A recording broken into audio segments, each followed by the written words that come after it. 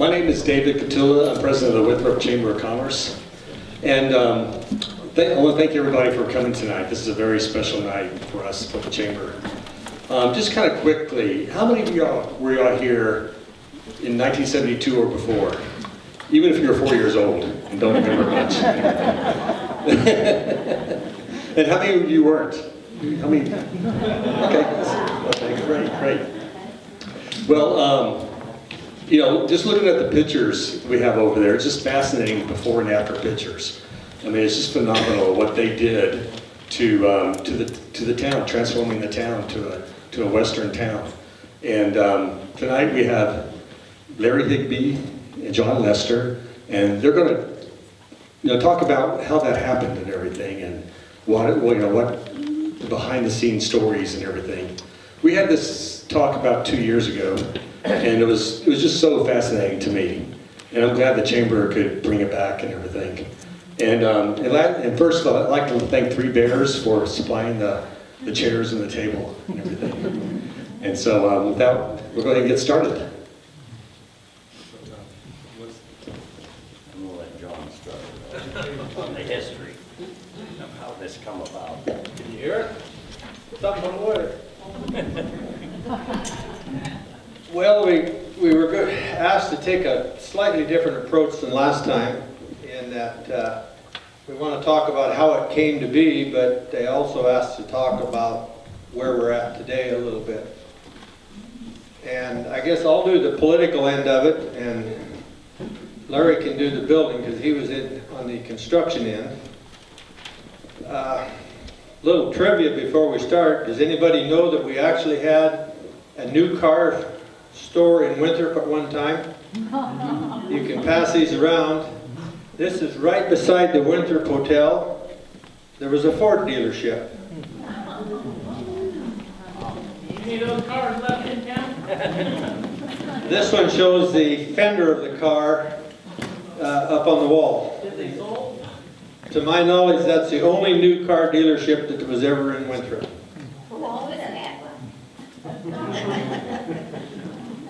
Did you have one? Oh yeah, Twist had a Ford dealership. Yeah, I remember it, but I don't remember that one. Ford or Chevrolet? Both. They were both. Jack Abrams had Chevrolet, and there was a Ford where the pizza place is. Town and Country Pizza had a Ford dealership there. This is an interesting picture, and you'll understand why I don't do very well. This is a picture of the old dance hall. When it fell down. And that's when it fell down. And I was,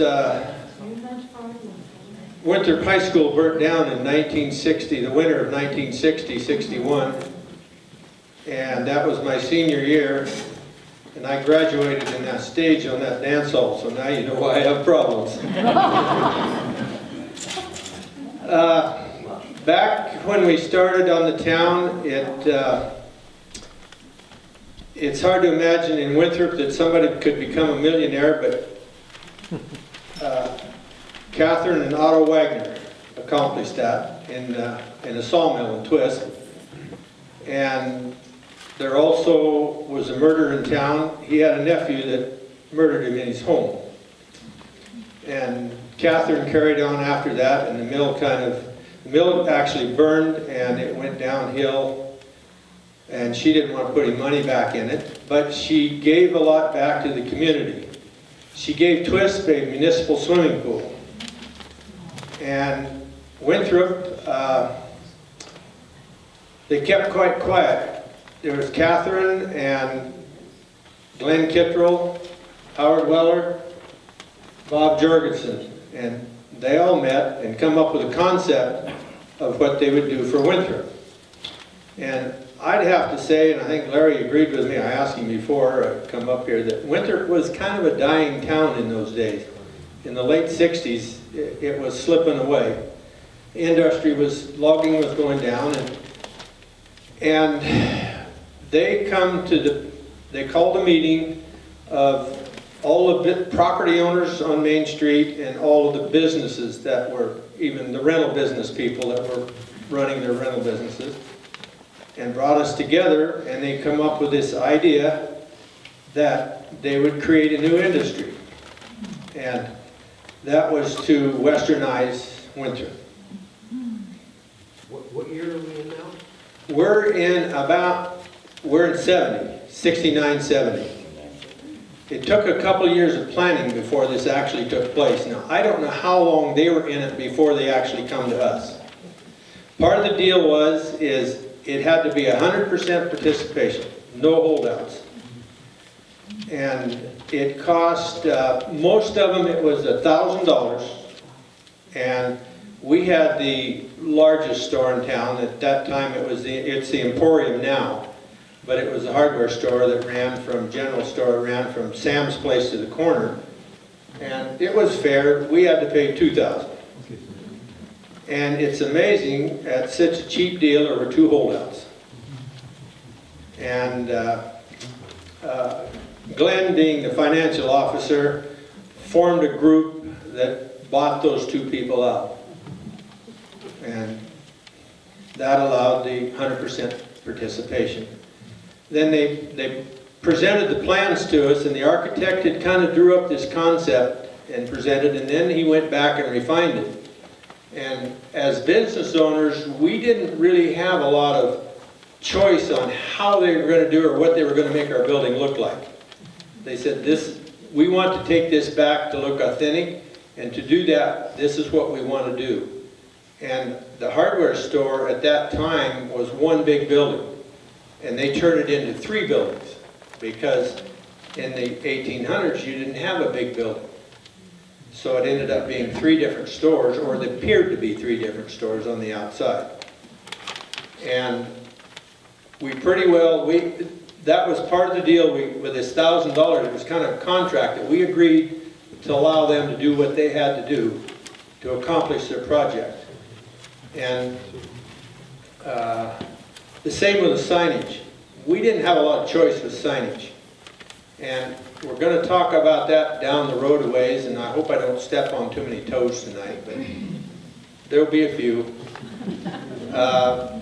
They designed the signage so that no business outdid the other business.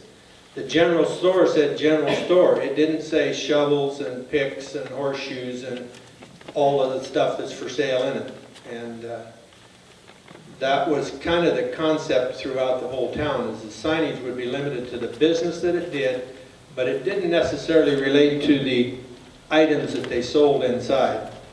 And when you go back and look at the old pictures in history, that's really the way it was. And they made it look like a new town. It wasn't really an old town. They wanted to take the people back to the 1890s. They didn't want to build a town that was built in 1890s, but we're really in 2015, and the town looks really old. They wanted to take you back because the town sprung up real fast in those years. And so the paint was fresh, it was new, the boards were fresh and new, but Larry will go into the types of material and what he was up against in trying to do this and to make them look authentic. And Larry, why don't you take off on the building aspect? Well, a little bit of what he just mentioned. Can you hear me? Am I on? No. Okay. Simple little things like we couldn't use finish nails because they didn't use them. They used the headed nails. On what was the last trading post, which is now completely redone, originally was the post office. That building we put board and batting on. And on the bats, we had to cut the boards crooked, literally crooked, to give the effect that it was old and used. And believe me, it's hard to cut a crooked board when you try. No plywood that could be seen. We did use some plywood on the buildings and then totally covered them with pine boards or whatever we used, tongue and groove on some buildings. But no plywood was allowed to be shown. windows had to be wood frame windows. The only exception was the Trails End Motel, the building we started on.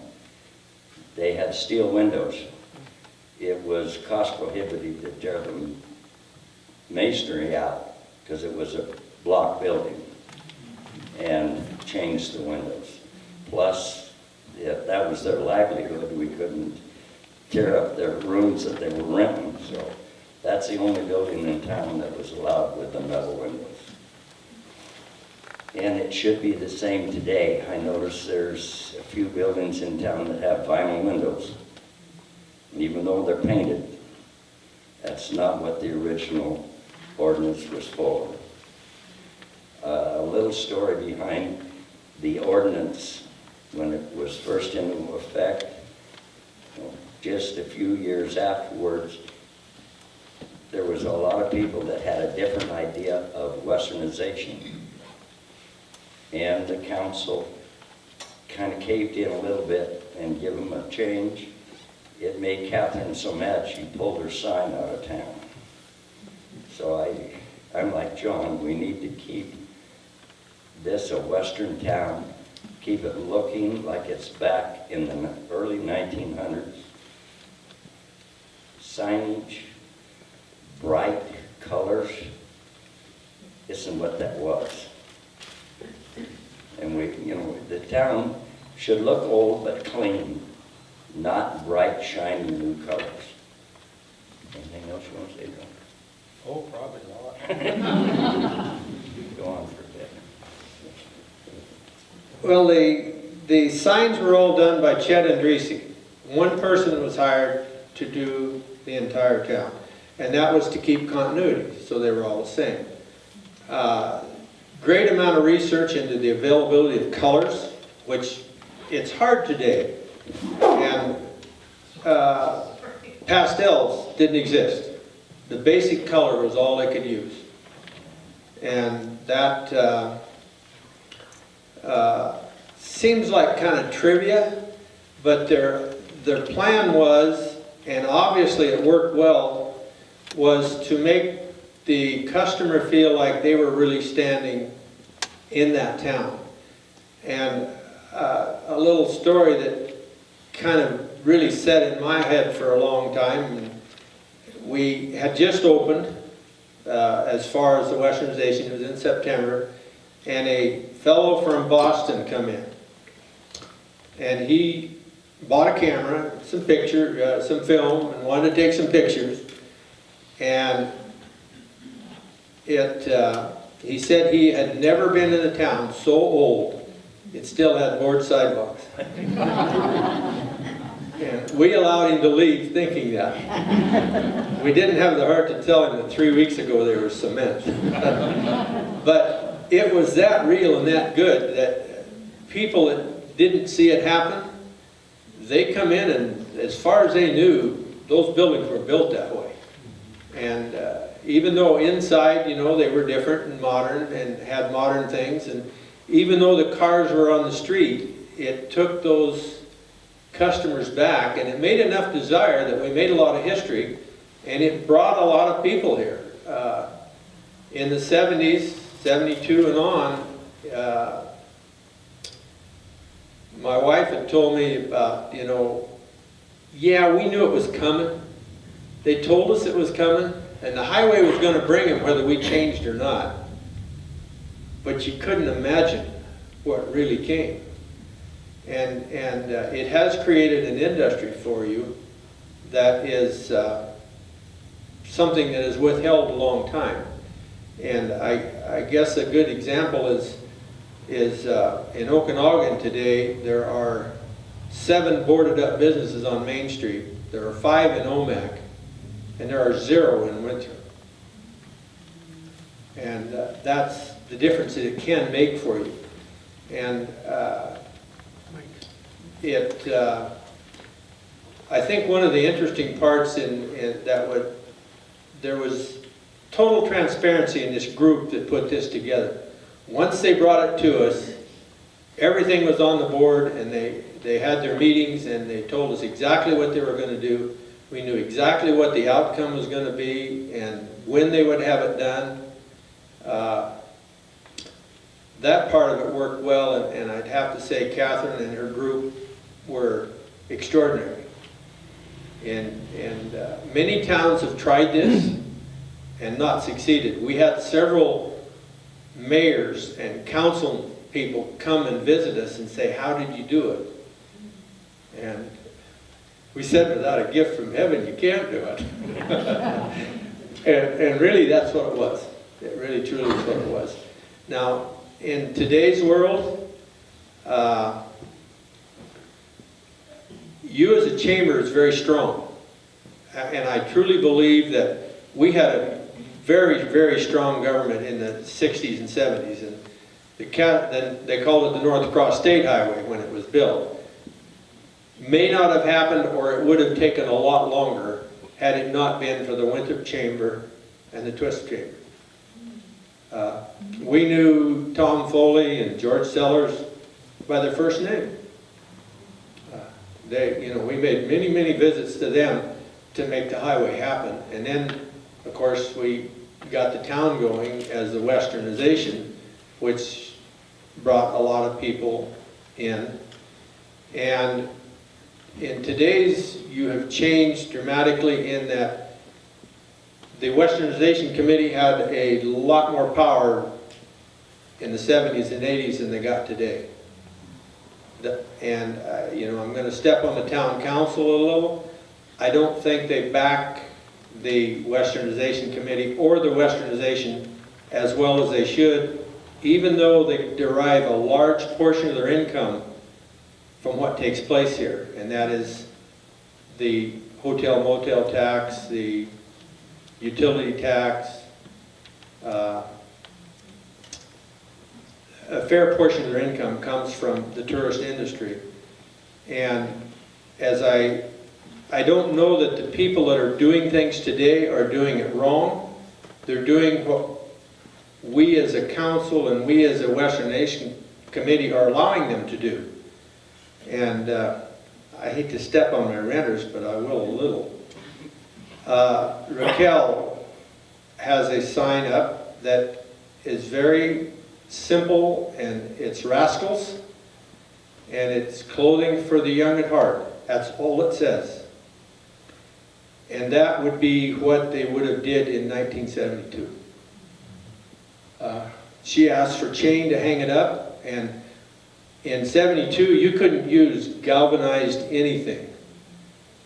You couldn't use shiny chain, you couldn't use shiny nails, and Nelsine next door in Nellie's has a nice sign, but I'm betting nobody told her that she couldn't put shiny cadmium-plated chain on it to hold it up. Now that sounds very trivial, but you see that guy that come in and said he'd never been in a town that old, you get a whole bunch of that, and it's just not there anymore. It just doesn't look right.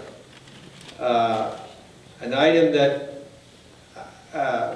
probably they weren't told is in the early days, in the 70s and 80s, a cardboard cutout cowboy on the sidewalk wouldn't have happened. And I hate to keep going back to Leavenworth, but they have did a very good job. They rule with an iron fist. And when I spent 14 years on the council and 12 or 14 years on the planning commission, it wasn't because I liked politics, it was self-preservation.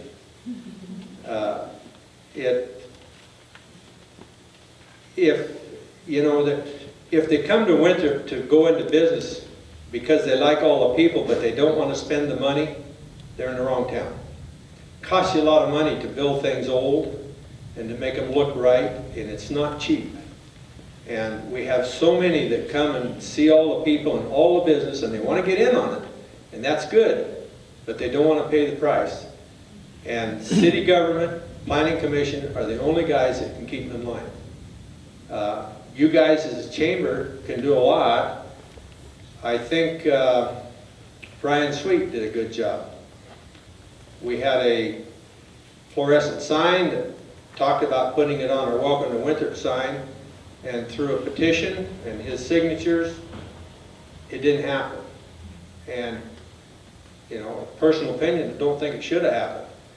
But the chamber has that power. You've got the power to do that. If you don't like what they're doing for you, then do something about it. And, you know, I guess I'd ask you, what does this Westernization mean to you?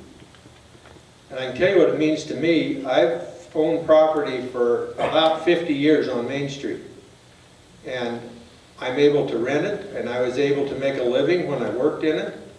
And my property values are good. And that's because of Westernization. And so I am very interested in making that my top priority for the town. And, you know, you can kind of separate yourselves and say, okay, what does this mean to me, and how important is this trivia?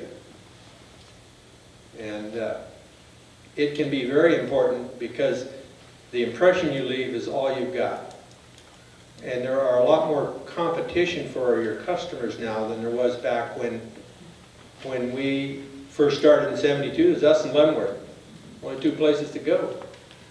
But that's not true anymore.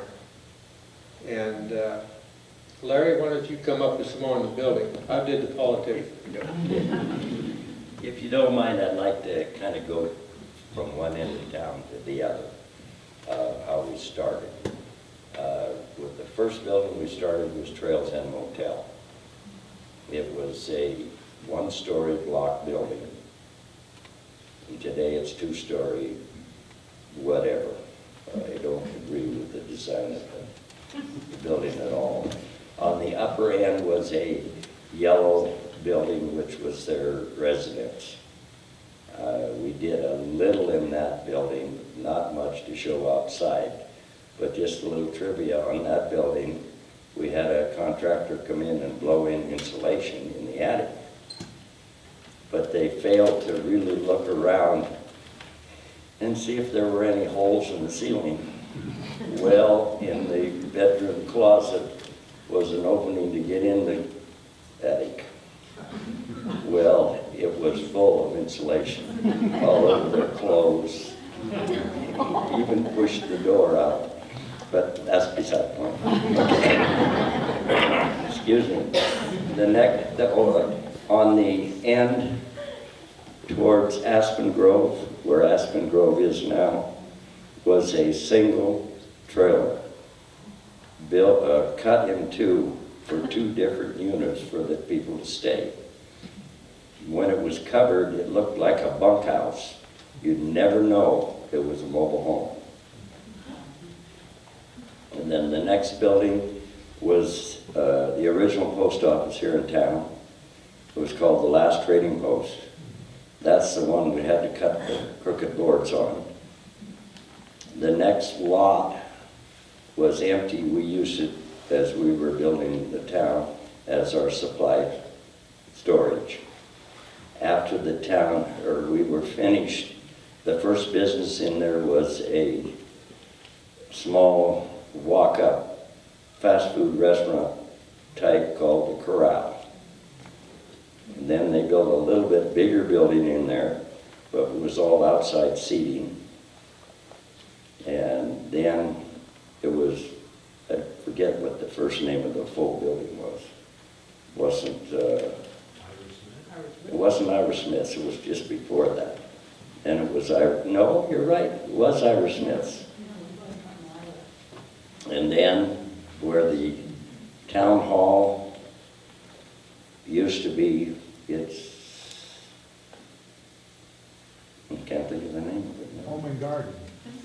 Yeah, Home and Garden. Home and Garden. That was two different businesses.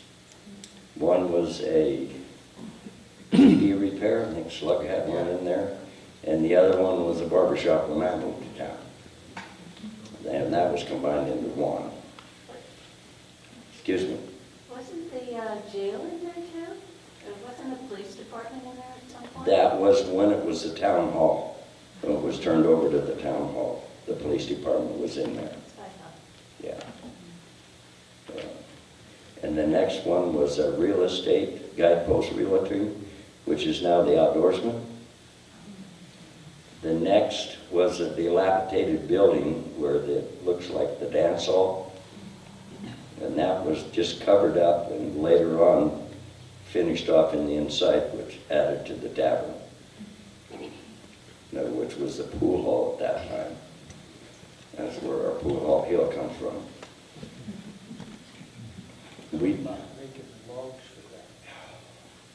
yeah, those logs that are in the front there are all hand-hewed logs.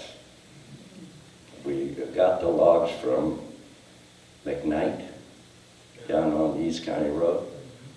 And then we had them hand-hewed to fit in there.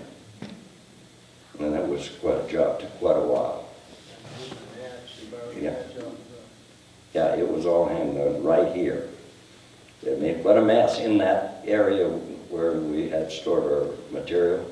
That's where it was done. And a lot of work cleaning up. And then, of course, putting them up and then the chinking in and the mortar really made a difference. It really changed like it was a real log building. The pool hall, we did very little. We changed the roofing a little bit, dressed it up as far as painting, small sign, and that was about it we did to there.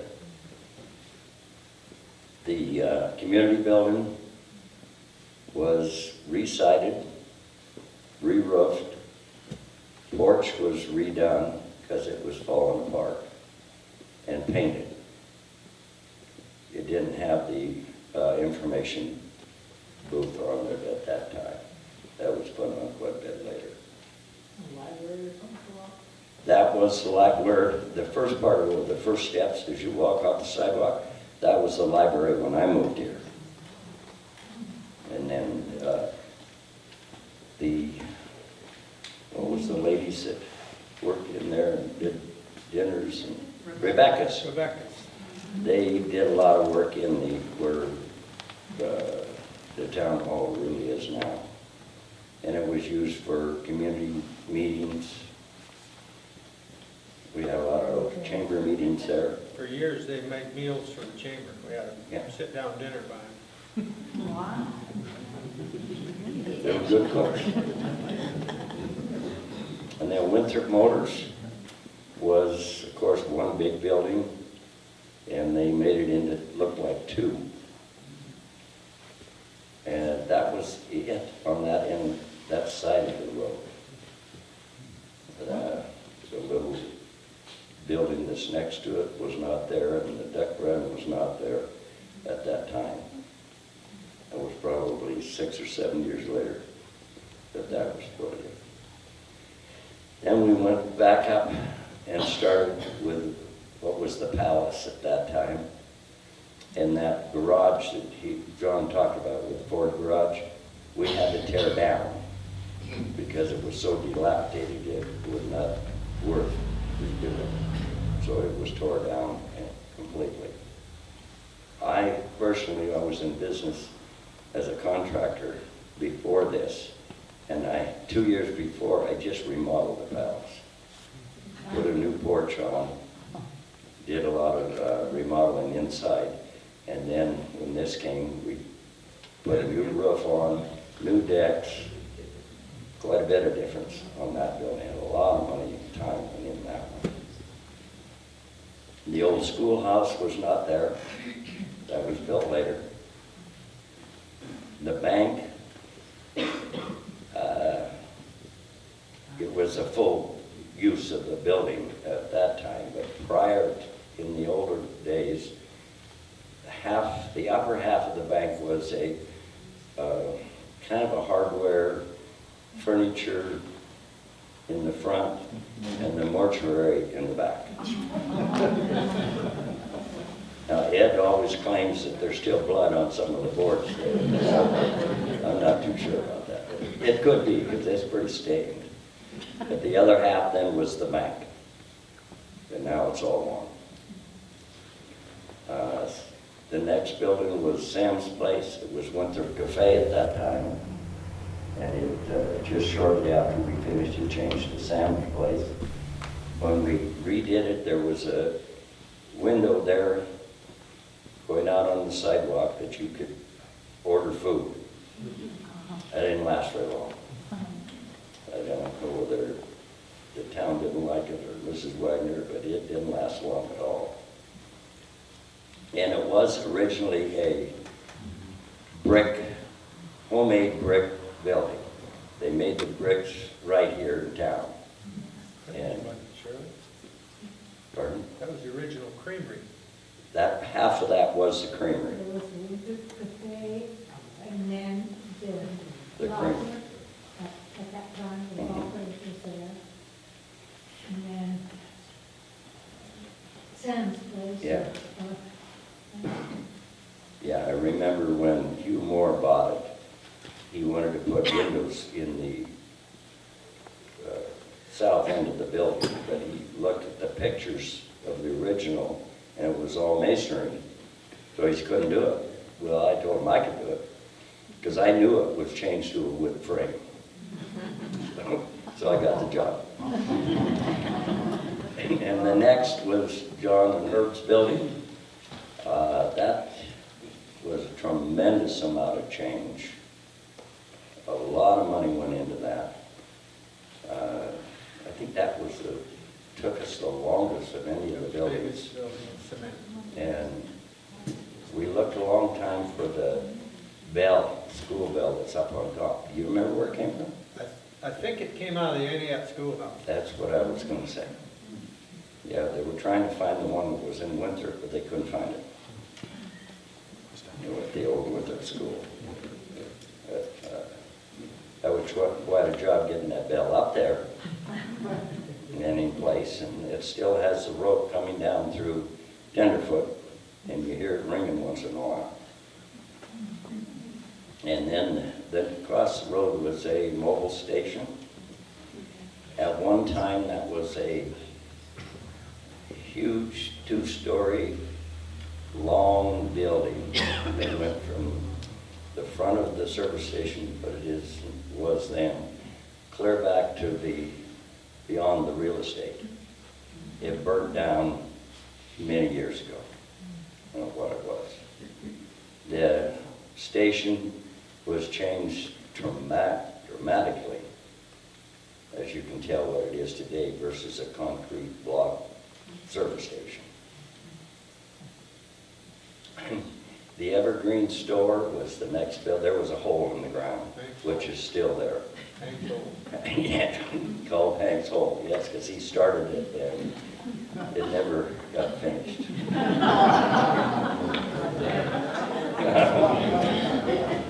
Yes. But the Evergreen store was the next one. When I moved here, the Waymeyers owned it, and then Herb bought it, Herb and June.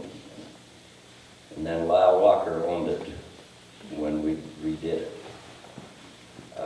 We had quite an argument as builders with the architect on the design of the overhang. We didn't believe it would stand up, but it has, so I guess we were wrong.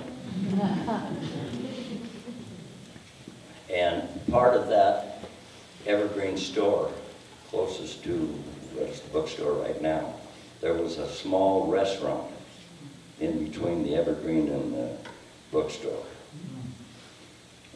When Lyle bought it, then he bought that out and expanded his store. The liquor store was next with the bookstore. It was in the back of it was the lockers. People around town didn't have freezers, so they rented lockers there.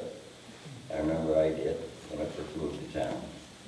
You get a deer, you had to have some place to put it. That's where it went. It's cold in there. The next building was the old feed store. Herb and John owned the building at that time. Did you buy it from someone? Jack, Yeah. Jack Brown. I was in business there as Higbee Cabinet Works for quite a few years. Very little change. The windows, a little bit of the overhang on the roof, and a little paint. So that building didn't get much. Then there was a vacant lot between that building and the Parker building, which is... That's your white buck. White buck. That's what I'm trying to think. Yes, that. There you go. Yeah, I built that. But at one time, there was, Jerry Malcolm had a small business in there that he did metalwork, horseshoeing for a short time. Yeah, forge or something, you call it. Yeah, Valley Forge, he'd call it. And then the next one was the Parker building. A lot of work went into that one.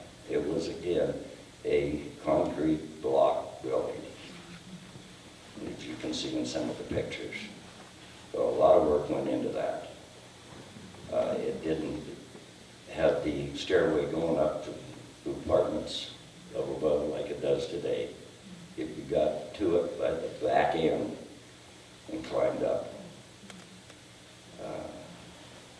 Elma Vanderpool's house was next door. 2 years before that, we tore off all the front porch. She didn't like it. Well, the design was to put it back. She wasn't happy with it, but she did agree to it.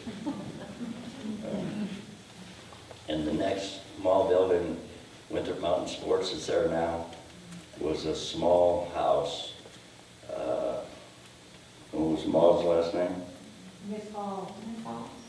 Cynthia Bailey. Cynthia Bailey. Called her Ma. And Jerry Sullivan had a shoe shop in there. Yeah, at that one building. It was just, we did a little gingerbread work around the windows and fixed up the roof a little bit. There wasn't much done there. Then the next one was the Okanagan County Electric. Another block building, concrete. I don't know whether that was a pour, but no, it was a block. No, it's blocked. Yeah. So a front was put onto that, and the big smokestack was put on. And that was the end. Other than you went out across the bridge to the Texaco station. And the face was redone on it. And that was probably the end of it. There are newer buildings now, but they weren't in the original changeover in town. Any questions?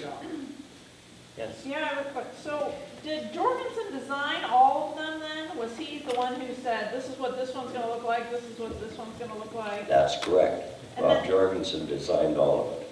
And then how many people actually did the work? How many were in the crew that, Is it one crew, two crews? 2 crews. I would say probably 10 of us. which took how long to do what you just described? It started in the fall of '69, and we were finished in '72. I think an interesting thing that you told us last time, and maybe people don't know that, is the infrastructure that you had to do before you even started was take down the electrical lines and put them all underground. And Yeah, all that probably was one of the largest challenges, one of the challenges, I don't know the largest, but when you think of a town, and the pictures depict it well, look at Twist and Omak and Okanagan, they all got their power lines running up and down the street and dropped into every place. Every power line and every telephone line had to disappear. And the only one that didn't is they raised it, they put a real tall pole in, and that's the major power line that goes across the intersection. It's just 3 little wires way up there. And it was just a requirement. There was to be no utilities showing anywhere, no meters showing. We dug more tunnels under buildings than you can imagine, trying to get the power to the meters and back into the buildings to make those lines disappear. On the Three Finger Jack side, they all run behind the building. And on the river side, the three-finger jack side, most of them are buried. On the side the river's on, most of them are aerial, but they had to be behind the buildings. But they still are in the air back there. You had a question? Where was the post office?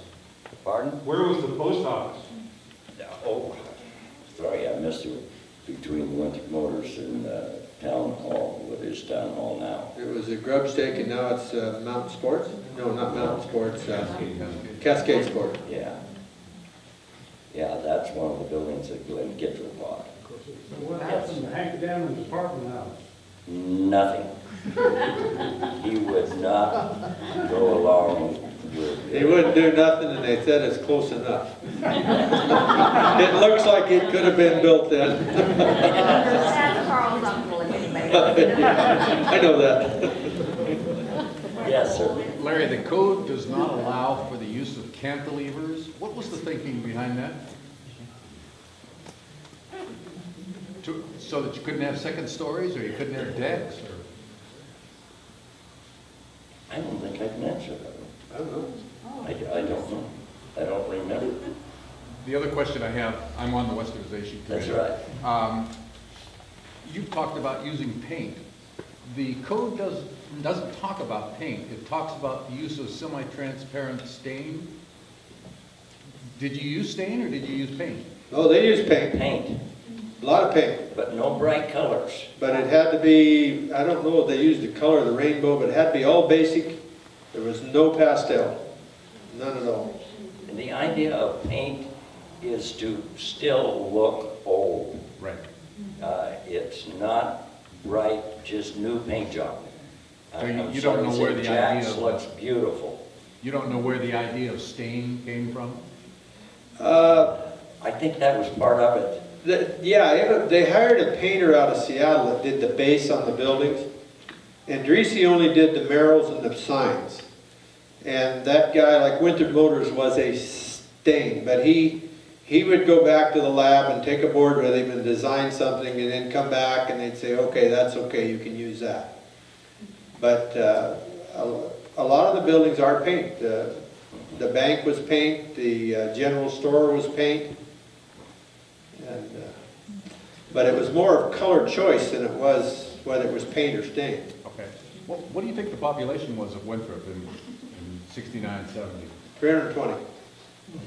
Same as it is. Exactly. About the same as today. Same people. Yeah, what do you got? The young kids aren't working very hard, are So, I'm on the Westernization Committee too, and this has come up, there's a rewrite of code going on right now to kind of take it back rather than, I'll just say, leave it at that. But it has come up after last summer because we came so close to having a bad fire.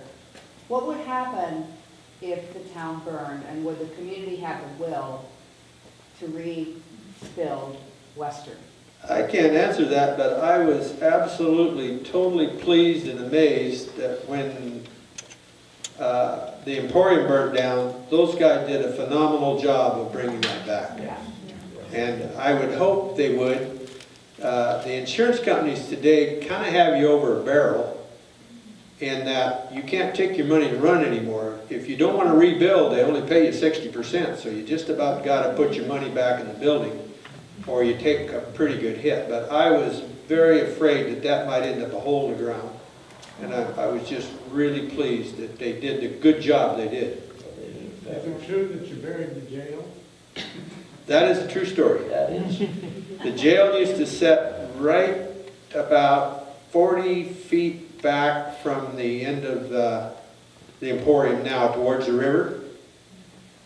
And I can probably tell it now because I don't think they can do anything about it. There was a jail there. The city had a jailhouse there. And Carol, what year was it that the Corps of Engineers was in? 72. 72. But there was some pretty heavy flooding going on, and contrary to what they're doing now, they're putting all the logs and stuff back in the river for the salmon. They hired Mac Lloyd to go from Lost River to about halfway to Twist, and they cleaned every wooden dam out of the river there was. And their theory was, and it did work, was to let the water escape, because if you have these dams in the river, it backs them up. Well, they were doing a lot of riprap along the river, and Herb and I said, you know, what can we do to, because where that parking lot is was right down at water level. Then that parking lot wasn't there. It was river level, and the back of our basement was always getting filled up with water. And they said, well, we can't really get that approved, but they said, you know, we're going to be here for another 2 or 3 days. So if you guys can get that filled up, we'll just pretend it didn't happen. And we hired Mac Lloyd and about 25 dump trucks, and in 2 days it was filled up and the jail got covered. And it created that parking lot, which I think is a real asset. And a portion of that parking lot belongs to the city. But that's what happened to the jail. It is underneath the parking lot. And I know a couple of guys that actually spent time in that jail. My brother was one of them. Another bit of trivia. The original fire station was underneath this building. Yeah, it was down in the basement of Underneath the hardware store. hardware store. The Emporium. So you could drive straight out in the Yeah. basement. The set, level, and yeah, that's it how was low a, it was. that hole was, it was probably 20 feet lower than it is now. Yeah. But there was just a steady stream of dump trucks, and it was a day and a half, and I can't remember how many, 97 loads or something. It was gone. Yes, sir. Across from the schoolhouse and upriver a little bit, there's a 2-story L-shaped house that was for sale last year. Has anybody bought that? And do you know of any plans for that? It hasn't been used for quite a few years. Okay, please. I believe it was just purchased, yeah. It was purchased? And may have some plans to go commercial, but that. We guy lives in Mazama out there by the junction, bought it, his name's Russ somebody, but yeah, he's gonna do something with it. Okay, Larry's been talking about when he first moved to town. We don't know how long ago that was. But I was just going to say, I think there's an interesting trivia. Louise just retired, and I think we can congratulate her. She worked 52 and a half years in one place.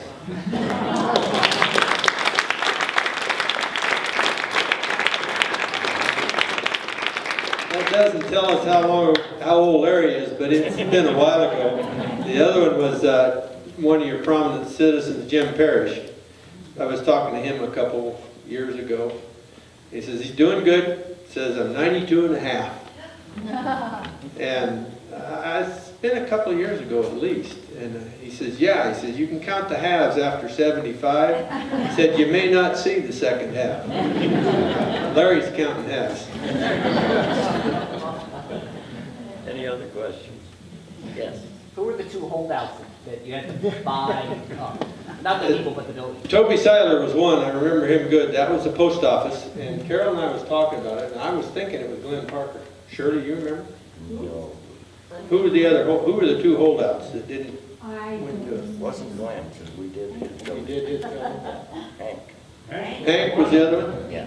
That's why the apartment house stayed there. Yeah. And they kept twisting his arm until he had to sell it to fix it up. And finally, they forced him to take $85,000 for an apartment house, and he paid $2,000. That broke his heart too, yeah. He come out on that bad, didn't he? So anyway, that was, I guess that's the 2. Hank's apartment down there that has since burnt down. And it would have been the old post office, which is the Cascades Port. anybody know, I think it said in one of those scrapbooks, someone estimated that Catherine Wagner spent $300,000 of her own money. But I think when you guys spoke last time, you shared that, you know, maybe we don't even know how much money she. It was never disclosed how much, but I would say you're way, way short by at least 3/4. Yeah. And then, what happened to Catherine Wagner? I mean, it seems like it's someone in our local history that hasn't been very well recognized, or. Unfortunately, she got old and passed away. I don't know. She lived in Hawaii for a long time, and Islaway and Twist Motel. She came when she summered down there at the motel. Yeah, she had a full-time room. She had 2 rooms together. And I don't She's know. still giving her money away. Yeah. I mean, Yeah. the Kiwanis has been given a bunch of money from the Wagner Foundation to try to build a tennis court in Twist, but, you know, it's not sufficient, but still, there's Wagner money being Yeah, they were very generous people. The mill, as I remember, was about 800 people they employed. And that was a lot for here. That was a big employer. Yeah, pretty much, yeah. Yeah, you worked for the mill or Mac Lloyd, one of the two. Or the Forest Service.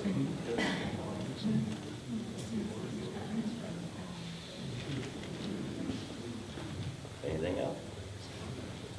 It's interesting because listening to you talk back then when you redid it, most of the town was not retail like it is now. This kind of retail is more geared towards the people that live. Oh, it wasn't retail, it wasn't tourist oriented at all. So it changed. when No, it happened. was agricultural, farm community. You know, we went from horseshoes to souvenirs. I think that's a very funny story that you told about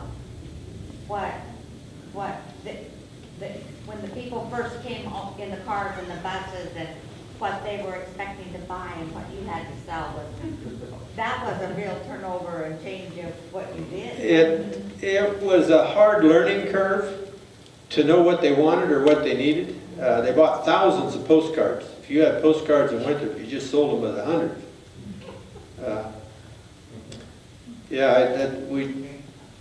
One of the, you know, there's some moments that you remember that awkwardly were kind of scary. In '72, right, we'd opened, and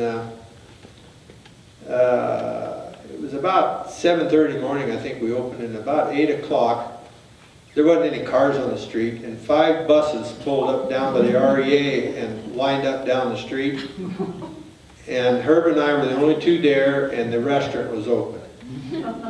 And you know, you look out and there's 200 people walking down the road at you. You're the only business open. And, you know, it was... Carol? What can the chamber do now to try to get back closer to the 72 buildings that were there? And because chambers do have a lot of power, what can they do? And I guess that's my opinion. yeah, it's my opinion, and I'll see if I can make somebody mad.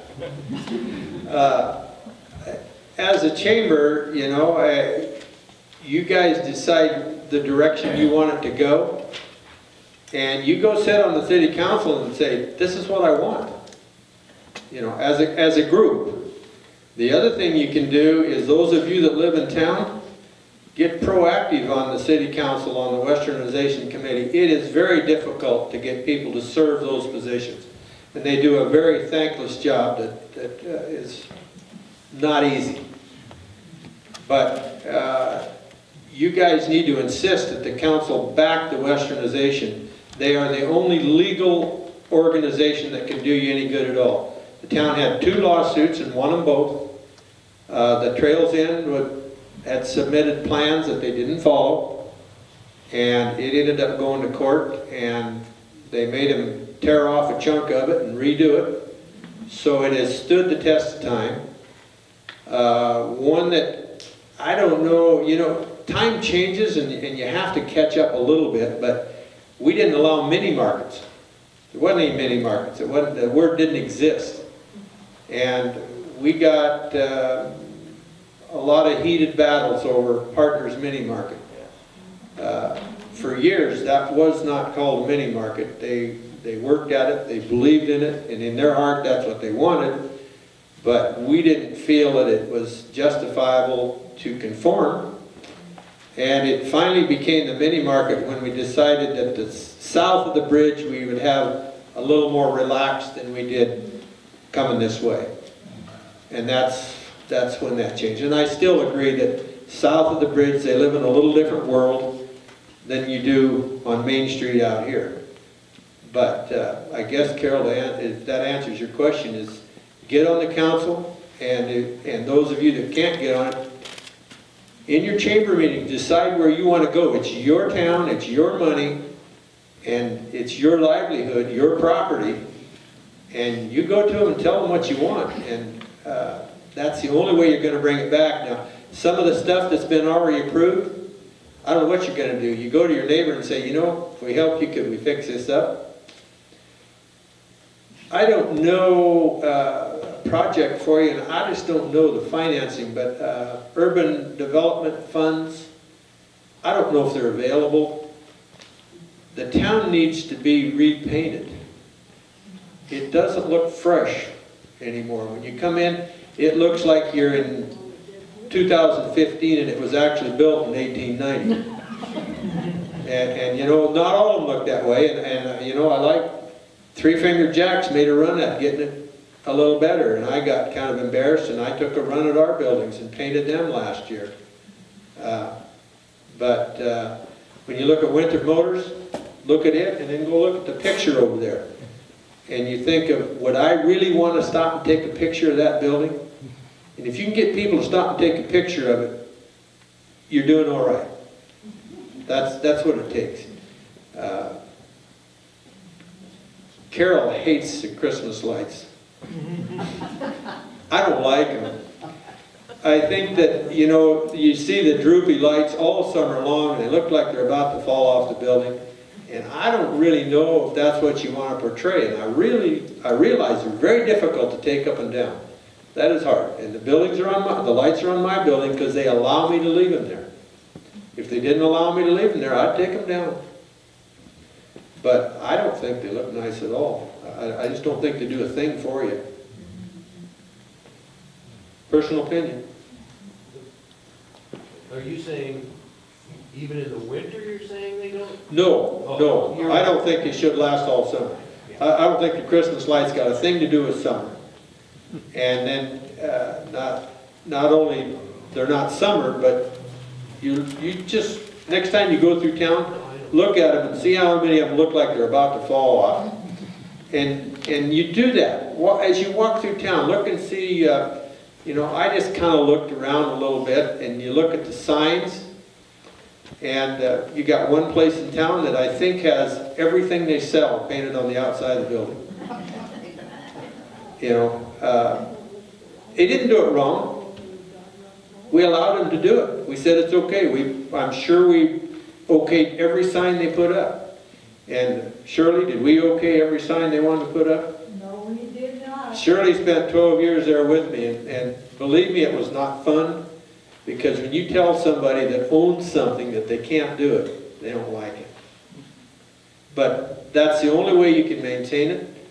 And they did have a very strong concept when they started that that's what they wanted to do, is they wanted to take you back and make you think you were actually back there at that time, and not make it look like it was built back then and we're here now. Can you actually clarify that? I think there's a misunderstanding. There's some people who think Westernization is, we built the town in 1890 and nothing has happened since. And so it looks old. It's supposed to be old, and I think it's even in Westernization, it's supposed to look old. It's not clear in the code And whether it's supposed to look new 1890 or 1890 from 2013? Because If it was 1890 constructed between 1850 and 1900 is basically what the code says. But in 19, you would still be able to read the signs. There's a lot of places you can't even, you don't know what they serve. 'cause Right, they haven't and been I- painted since you guys did it in 19. I think to answer your question, look in the book on the before and after. To me, that town looked like it had just sprung up and it was fairly new. And they absolutely did it the way they wanted, because we as the property owners didn't have a lot to say about it. We agreed to allow them to do what they needed to do to create an industry. And that would be, there's a lot of controversy over whether, I debate, and I think a good example is the general store after they repainted it, they antiqued it. The sun antiques it for you. And now it looks like it is 500 years old. So that probably would have been better had it been just colored as it would have been in 1890, and it would have did its own job. The key to it is using the right color. But look in your book. That'll help you more. There's a really fun story in architecture, and you didn't leave your, if you had money, you painted. And so, you know, so if you were, so these, when you talk about the stores being painted, that was the prosperous people in town. They weren't bare boards. That's true, and that's why when the original building and the original intent, and it is the only building in town that has gold leaf on its windows, the bank. The bank was to be the best looking building in town. And they designed it that way specifically because they had money. You're right, dead on. What do you think of Sam's Place?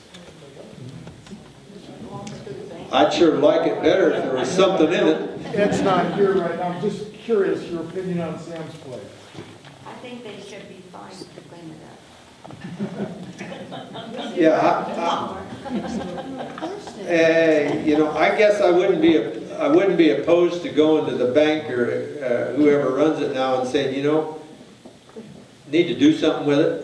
Yeah. You can't tell them they got to put a business in it, but it, you know, if it needs cleaning up, needs painting up, needs the windows washed or whatever it needs to look like it belongs.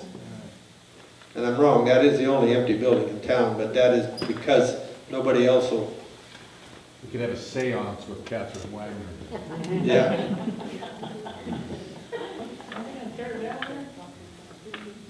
That's the last word is up for sale. One more question. I was wondering your opinion, gentlemen, on the Susie B. Stevens Trail. What are your thoughts on that? Got another hour? Susan Stevens Trail. I actually heard a little bit on it a week and a half ago, and it was news to me. Different than the conversion of the town, this trail, this Riverwalk trail that they're talking about has not been transparent at all. The business owners have been kind of contacted one at a time. A year ago, we went in and asked Rockland, thought it would be good to have a meeting of all the property owners that it's going to affect, and that hasn't taken place. I asked for a counter to be put on the bridge so that we knew how many people actually use the trail, so that we can say, okay, that's justifiable. There's enough people that maybe we need it. For years, personally, I would prefer they use the sidewalk as a trail, because then they'll walk in your business. I have never been convinced that doing business out the back of the building will be profitable, but I do know that you also have to entertain the people to some degree that come here. And if it were made 360, where the backs were westernized and those people were walking along the river and they thought they were walking on a trail that was truly 1900s trail, it would be a very big attraction. I heard that John, is it Barlam? The guy that represents the people that own Sun Mountain. it wasn't him I talked to, but I heard by a fairly reliable source, he wasn't in on it, that he was not going to give his riverfront away. He would not give a right-of-way. And if that's true, we only got a 50-foot trail under the bridge that we've been paying for that goes from one side of the bridge to the other. And there again, we get back to personal opinion, and I'm involved because I'm a property owner. But it's like when they redid the town, if the property owners aren't on board, you haven't got a trail.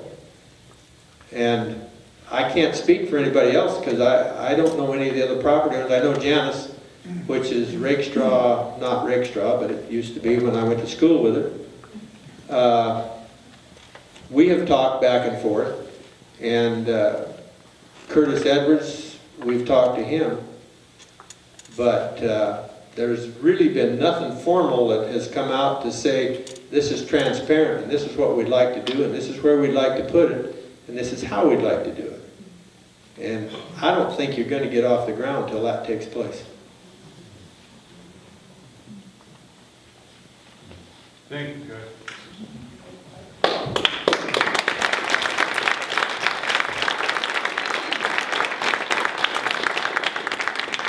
I'd like to thank John and Larry for coming up here and doing this.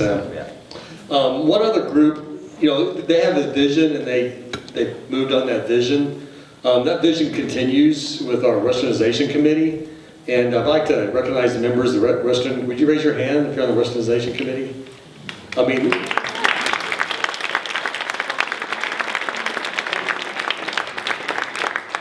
Like I mentioned, they're volunteers. It's almost a thankless job, but Almost uncovered. okay, but keep going. I think you got your marching orders here. People love us. But thanks a lot for coming, and thank you all for coming tonight.